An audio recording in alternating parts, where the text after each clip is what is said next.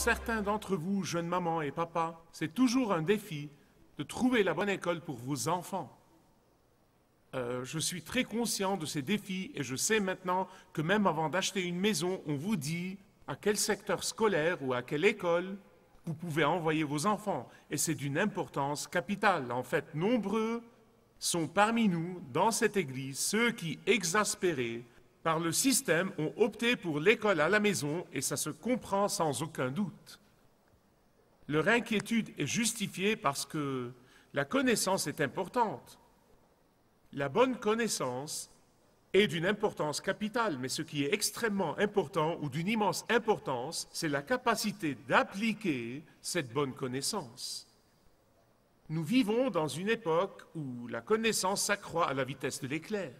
J'ai lu que depuis le commencement des temps jusqu'en 1750, pensez-y un peu, je ne sais pas combien d'années ça fait depuis le commencement des temps jusqu'en 1750, la connaissance a doublé. De 1750 jusqu'en 1900, la connaissance a doublé de nouveau. Maintenant, remarquez avec moi la courte durée. Et entre 1900 et 1950, la connaissance a doublé de nouveau. Mais entre 1950 et 1960, tout juste une période de 10 ans, la connaissance a doublé de nouveau. Et maintenant, la connaissance double en moins de 22 mois, tous les 22 mois. Et c'est pourquoi Satan, le père des mensonges, le prince des ténèbres, il sait, et c'est pourquoi il fait des heures supplémentaires afin de pouvoir garder le peuple de Dieu dans l'ignorance de la parole de Dieu, qui est la connaissance la plus importante de toutes. Je sais qu'il y a des gens qui confondent l'instruction avec la connaissance. Nous pensons que parce que quelqu'un a des tas de diplômes universitaires, cela veut dire qu'il sait quelque chose. Certains sont fiers de leurs études universitaires, mais ils manquent de ce que le monde appelle la connaissance de bon sens. Un ami m'a parlé de l'un de ces académiciens snobs qui descendait le fleuve du Nil en canoë. Et cet homme était si fier de ses diplômes académiques, et il descend le fleuve du Nil en canoë, dans la partie la plus large, et il demande avec arrogance au pagailleur du canoë, « As-tu étudié la philosophie ?» Et le pagailleur lui dit, « Non, je n'en ai jamais eu l'occasion. » Et comme il pagaillait, l'homme attend une minute et lui dit « As-tu étudié la psychologie ?» Le pagailleur lui dit « Non, je suis désolé, je n'en ai jamais eu l'occasion. » L'homme lui dit « Oh, tu as perdu la moitié de ta vie pour ne pas avoir appris toutes ces choses importantes. » Eh bien, à mi-chemin, dans la partie la plus large du fleuve, le pagailleur dit à notre académicien snob, il lui dit « Est-ce que tu sais nager ?» Et l'homme lui dit « Non, je n'ai pas perdu mon temps sur ce passe-temps insignifiant. » Et le pagailleur lui dit « Une voie d'eau s'est ouverte dans le canoë et tu es sur le point de perdre toute ta vie. » Vous voyez? Quelqu'un a dit que la raison pour laquelle les universités sont remplies de connaissances, c'est que les étudiants de première année en apportent très peu et les étudiants de licence n'en prennent rien. Et elles s'accumulent donc à l'université. L'apôtre Paul nous dit que le Saint-Esprit donne à certains dans le corps, non pas à tout le monde, mais à certains dans le corps de Christ, la connaissance et la sagesse, comme un don spécial du Saint-Esprit de Dieu. Maintenant, je ne veux pas que vous disiez « je n'ai pas ça », car je reviendrai sur ce point. La connaissance et la sagesse diffèrent, elles ne sont pas pareilles, et pourtant elles sont souvent étroitement liées, Pourquoi? Parce que la connaissance, c'est des informations, et la sagesse, c'est la capacité d'appliquer la bonne information à la bonne situation. Du point de vue matériel, la connaissance vous aide à gagner votre vie, mais la sagesse vous fait une vie. Notre monde est bourré de connaissances, est bourré d'informations, mais nous sommes privés, nous sommes dépourvus de sagesse. Laissez-moi vous expliquer comment cela peut marcher. Vous avez deux individus, ils sont tous les deux intelligents et ils étudient la comptabilité et passent leur diplôme comme experts comptables agréés. L'un d'eux a la sagesse et l'autre pas. Tous les deux ont la même connaissance. Celui qui a la sagesse est capable d'appliquer sa connaissance pour le bien de la société. Et il tient de bons et de propres comptes. Et l'autre utilise sa connaissance pour jongler avec les comptes et détourner les fonds de la société. Vous voyez, ça marche de la même manière du point de vue spirituel. Le don de la connaissance, c'est la capacité d'examiner et de synthétiser et de systématiser l'enseignement de la parole de Dieu. C'est la capacité surnaturelle d'éclairer la parole de Dieu. C'est cette capacité d'acquérir une compréhension profonde de la parole de Dieu. Et c'est pourquoi le don de la connaissance est étroitement lié au don de l'enseignement. Et c'est pourquoi je dis que comme chrétiens, nous ne devons pas marginaliser la connaissance. Pourquoi ? Que vous ayez le don du Saint-Esprit, de la connaissance et de la sagesse, ou pas, du fait que vous soyez croyants au Seigneur Jésus-Christ, du fait que le Saint-Esprit de Dieu demeure à l'intérieur de vous, vous devez croître dans la connaissance et dans la sagesse. C'est le commandement de la Bible.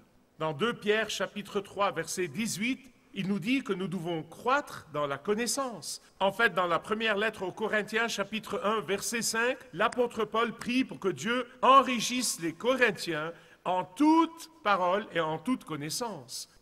Paul prie aussi pour les Colossiens, dans 1, 9, il prie qu'ils soient remplis de la connaissance de sa volonté en toute sagesse et intelligence spirituelle. Tout croyant est obligé d'utiliser la connaissance et la sagesse et de croître dans la connaissance et la sagesse. Ne restez pas là à dire « je n'ai pas le don de la connaissance et de la sagesse ».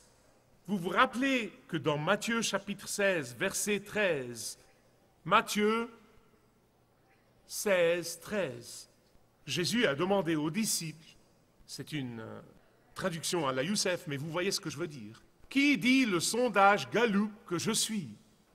Qui dit la Rasmussen Research que je suis? Et bien sûr, encore une traduction sommaire, certains d'entre eux ont dit 25% de la population disent que tu es Élie. Et 50% de la population disent que tu es Jean-Baptiste. 20% disent que tu es un des prophètes. Il leur dit d'accord, laissez-moi vous arrêter ici. Qui dites-vous que je suis? Et pendant qu'ils se grattaient les barbes et qu'ils marmonnaient dans leurs barbes, Pierre intervient et dit « Tu es le Christ, le Fils du Dieu vivant. » Comment est-ce que Jésus a répondu? « Tu es un homme très intelligent, Pierre. Tu es un homme très brillant. Je suis content de t'avoir choisi parmi mes disciples. Mince alors, tu es quelqu'un de vraiment étonnant, Pierre. » Non. Il n'a pas dit ça, n'est-ce pas? Non. Il a dit « Tu es heureux, Simon, car ce ne sont pas la chair et le sang qui t'ont révélé cela, mais c'est mon Père qui est dans les cieux qui t'a révélé cela. » Maintenant, vous savez, j'entends beaucoup de gens dire « Pourquoi est-ce que ma femme ou mon mari ou mon voisin ou mon ami avec qui je partage le Christ et j'essaye de partager la parole de Dieu, pourquoi ne devient-il pas chrétien? Eh bien, vous devez comprendre que Dieu le Père doit le leur révéler. Et c'est pourquoi nous devons continuellement et systématiquement prier et ne jamais renoncer à prier pour les proches et les chers pour qu'ils viennent à la connaissance de Jésus-Christ. N'abandonnez jamais, n'abandonnez jamais, n'abandonnez jamais. Parce que nous ne sommes ni plus intelligents qu'eux, ni plus brillants qu'eux. Non, non, non. Parce que Jésus dit ceux que le Père attire. Et nous devons prier pour que le Père les attire et leur ouvre les yeux spirituels pour qu'ils voient qu'ils ont besoin du salut. Il y a quelque chose d'autre que je dois vous dire sur le don de la parole de connaissance, car la parole de connaissance est liée au don de la connaissance. Un évangéliste très connu, un homme de Dieu, a été utilisé de Dieu, nommé F.B. Meyer. F.B. Meyer prêchait un jour à Édimbourg, en Écosse, et au milieu du sermon, il a dit « Il y a quelqu'un ici qui n'aura jamais la paix avec Dieu, qui n'aura jamais la paix avec lui-même, avant de rembourser les 3 livres sterling et les 18 shillings qu'il doit à son patron. » Il n'avait pas la moindre idée de ce dont il parlait. Quelques jours plus tard, un jeune homme s'approche de lui et lui dit « Je suis celui dont tu as parlé. » Et il lui dit « J'ai fait hier un chèque de 3 livres sterling et 18 shillings, et le Seigneur m'a pardonné. J'ai maintenant la paix de Dieu dans ma vie et dans mon cœur. » C'est pourquoi il y a plusieurs choses que je dois vous dire sur la parole de connaissance. La première chose que vous devez comprendre, c'est que la parole de connaissance doit toujours être en accord avec la parole de Dieu. Si ce n'est pas le cas, jetez-la. Vous avez saisi? Jetez-la. La deuxième chose, c'est que la parole de connaissance ne doit jamais être intéressée. Vous vous rappelez que je vous ai parlé de faux dons? Pourquoi? Nous devons discerner parce que le don de la connaissance, de par sa visibilité même, a tendance à nous remplir d'orgueil. Le don de la connaissance, de par sa nature même, amène la puissance. Et ceci peut semer la pagaille et peut donner à Satan l'occasion même de détruire les gens. Et c'est pourquoi la sagesse et la connaissance doivent toujours aller de pair, même d'un point de vue matériel. Eh bien, j'ai lu il y a peu de temps une histoire sur une usine au Michigan pendant la première partie du XXe siècle. Le directeur de l'usine n'a pas pu faire marcher une certaine machine. Non, mais il a tout essayé, mais il n'a pas pu la faire marcher. Donc, il amène finalement un expert en la matière. L'expert entre chez lui, et vous connaissez la définition de l'expert, je ne vais pas vous la dire. Cet expert vient et en moins d'une minute, il arrive à détecter le problème. Il prend un marteau et se dirige vers une certaine partie de la machine et lui donne un coup et effectivement la machine commence à ronronner très vite et redevient ce qu'elle était auparavant. Puis il remet une facture de $1000. C'était beaucoup d'argent à l'époque, beaucoup d'argent. Le directeur lui demande une facture détaillée. Il écrit comme suit, il écrit $1 pour le coup de marteau et $999 pour savoir où frapper. Maintenant, ça marche de la même manière avec les dons spirituels. La sagesse doit accompagner la connaissance et vous les voyez constamment ensemble dans la Bible. Je prie pour vous pour la connaissance et la sagesse. Connaissance et sagesse, elles doivent aller de pair. Car la connaissance par elle-même accumule les informations dans la pensée. Elle risque d'être mal employée. La connaissance par elle-même, si elle n'est pas appliquée comme il faut, peut non seulement devenir inefficace, mais encore être nuisible. Et c'est pourquoi la sagesse doit toujours accompagner la connaissance. Malheureusement, nous avons aujourd'hui beaucoup d'universitaires et de politiciens et d'hommes d'affaires qui sont bourrés de connaissances, mais qui ont très peu de sagesse. Vous dites, eh bien, pourquoi? Vous voyez, le don de la sagesse, c'est la capacité d'appliquer la connaissance à une situation contrariante. Le don de la sagesse, c'est la capacité d'évaluer la vraie nature de la situation. Le don de la sagesse, c'est la capacité d'exercer la perspicacité spirituelle dans la situation. Le don de la sagesse, c'est la capacité d'appliquer la parole de Dieu à une situation donnée. Maintenant, la Bible nous montre comment le don de la sagesse, quand il est exercé, glorifie Dieu. Tous les dons, quand ils sont exercés, doivent glorifier Dieu. Sinon, vous feriez mieux de ne pas les exercer. Si le don va vous glorifier ou glorifier quelqu'un d'autre, ne l'exercez pas. Il doit glorifier Dieu. Vous vous rappelez dans le livre de la Genèse, chapitre 41, quand Joseph interprétait le rêve de Pharaon, Pharaon a reconnu Yahweh en Joseph. Il a immédiatement vu que cette sagesse venait de Jéhovah Dieu.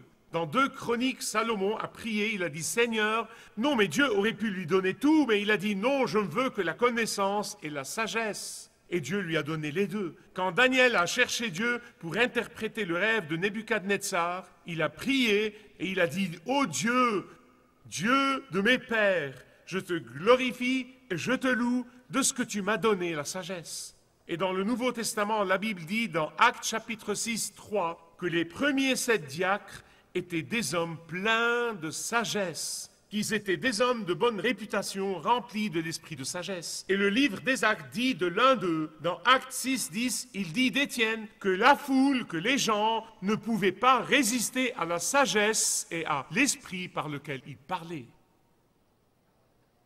Mais maintenant, je suis sûr que certains d'entre vous demandent quelle est la différence entre la sagesse de Dieu et les autres sagesses? Je suis content que vous ayez posé cette question parce que c'est une question importante et je veux y répondre. La Bible parle de 4 genres de sagesse. Premièrement, il y a la sagesse naturelle.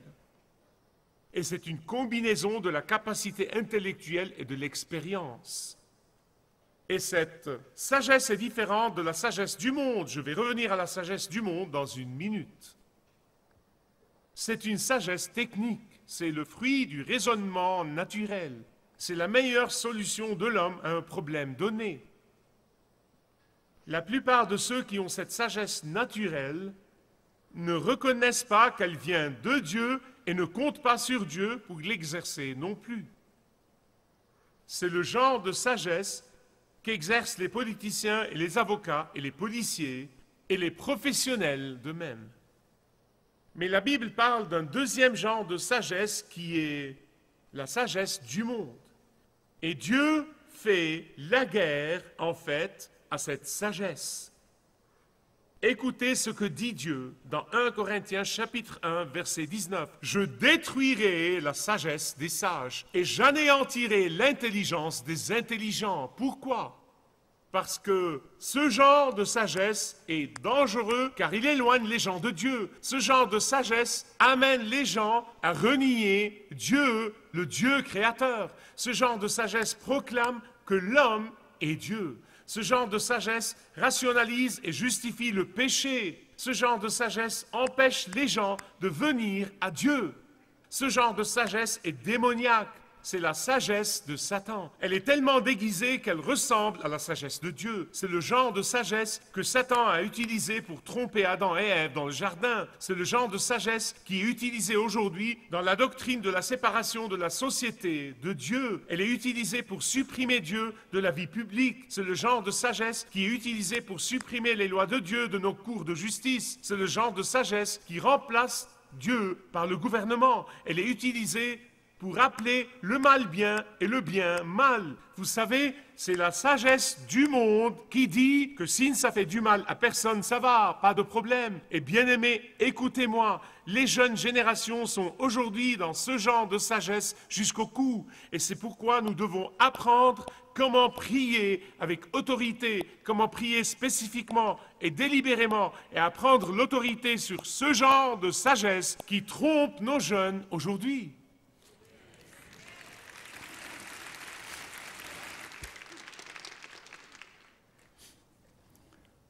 Et troisièmement, la Bible parle de la sagesse de Dieu.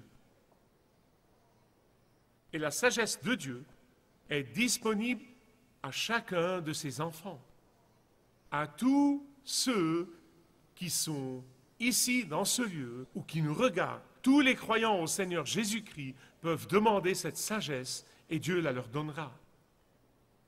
Ceux qui sont dans le leadership, qui sont là depuis longtemps, témoigneront avec moi combien de fois nous sommes venus à Dieu en cherchant désespérément sa sagesse et il nous l'a donnée. Encore et encore et encore, nous l'avons cherché dans nos foyers, nous l'avons cherché dans l'église, nous avons cherché la sagesse de Dieu et chaque fois que nous prions, Dieu nous l'a donnée. Pourquoi? Parce que Dieu nous l'a promise. Et laissez-moi vous dire une chose, Dieu tient toujours ses promesses. Écoutez ce que dit Jacques, si quelqu'un d'entre vous manque de sagesse, qu'il la demande à Dieu, qui donne à tous libéralement et sans reproche, et Dieu lui donnera la sagesse divine.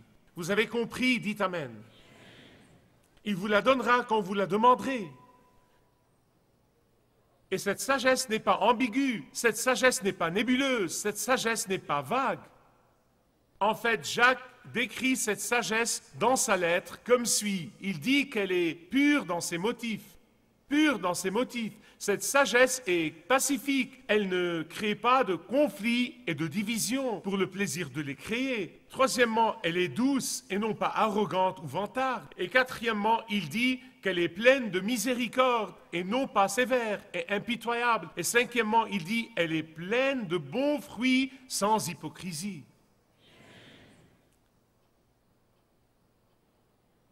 Les jeunes, écoutez-moi, c'est le genre de sagesse que vous devez demander à Dieu quand vous avez affaire à un athée ou à un professeur impie.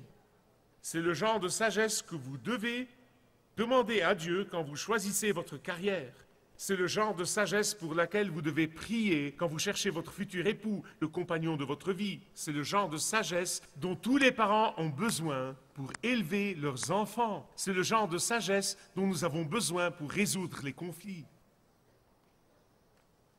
Mais la Bible, comme je vous l'ai déjà dit dans cette série de messages, dit que le Saint-Esprit choisit de doter certaines personnes d'une mesure supplémentaire de cette connaissance et cette sagesse.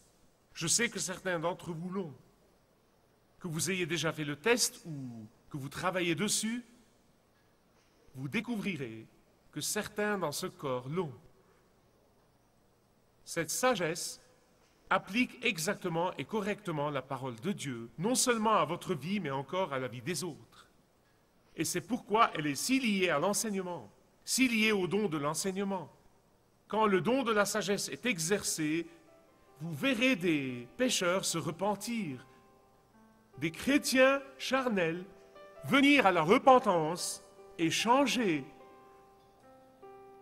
des partis incompatibles restaurer leurs relations. L'hypocrisie sera exposée et les consciences perturbées seront libérées et délivrées. Si vous désirez connaître Dieu d'une manière personnelle, demandez le livret « Retrouvez la joie que vous avez toujours désirée » et vous pourrez découvrir l'amour de Dieu pour vous et apprendre comment expérimenter son pardon.